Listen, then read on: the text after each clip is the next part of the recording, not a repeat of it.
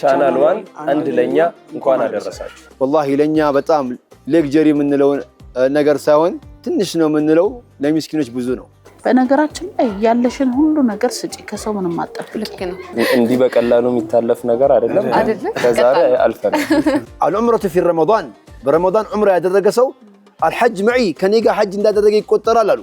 ጉድ ነው ያልነው በቃ አላህ እንጃ ይቆጣብን ይሆነው ይሄ ወላሂ ለኛም ትልቅ ፈተና ነው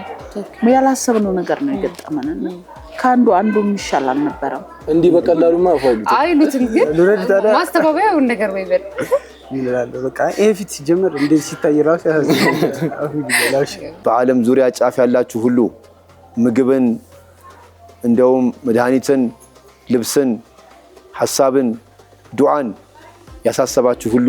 ሐጃችሁ አላህ ያውጣው ምን ልስጥ አይባልም ስላላወቀ ነው እንጂ ሁሉም የሚሰጠው ነገር አለው እናንተም የባቡል ኸይር ቤተሰቦች አማራጫችሁ ቢሆን ደስ ይለኛል ስፔሻል አርብ ቀን ቻናል ዋን